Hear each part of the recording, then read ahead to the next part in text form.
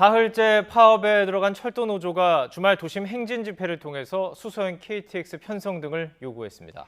이번 파업으로 주말 전국 열차 운행률이 79.2%로 크게 낮아졌는데요. 노조는 사측과 합의가 되지 않을 경우 2차 총파업에 나서겠다고 예고했습니다. 현장에 취재 기자 나가 있습니다. 권준수 기자. 네, 서울역에 나와 있습니다. 네, 철도 노조가 오늘 도심 집회도 열었죠. 어떤 목소리 나왔습니까?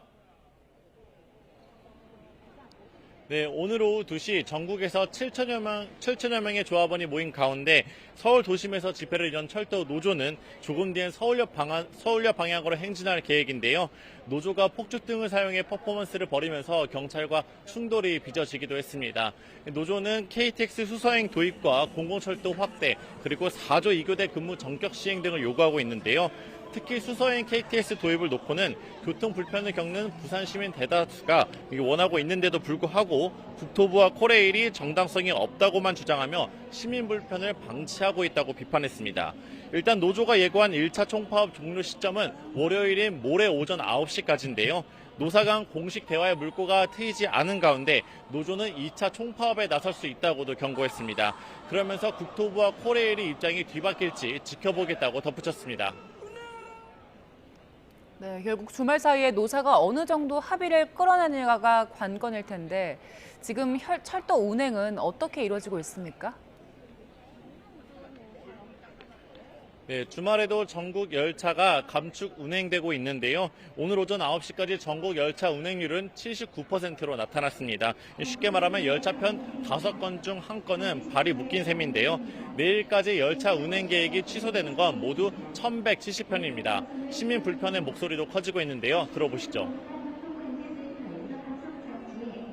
돌아오는 기차표가 중지되고 사라져가지고 힘들었어요. 엄마가 새로운 표 예매했다고 듣긴 해가지고 그냥 빠르게 올 예정이에요. 기차표 승차권 확인란에 이제 운행을 안 한다고 메시지가 떠 있는 걸로 확인했습니다.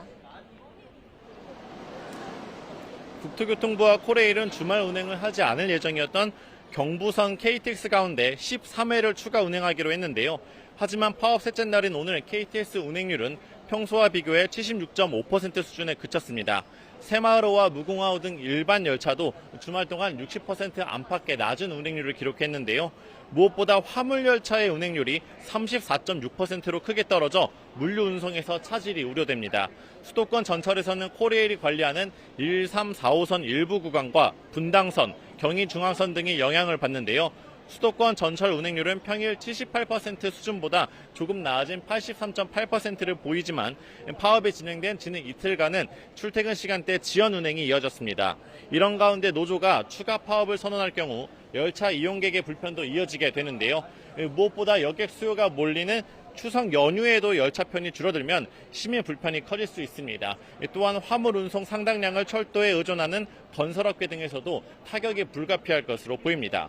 국토부와 코레일은 국민 불편을 최소화하기 위해서 열차 운전 경력에 있는 대체 인력을 투입해 운용률을 끌어올리고 있습니다. 지금까지 서울역에서 YTN 권준수입니다.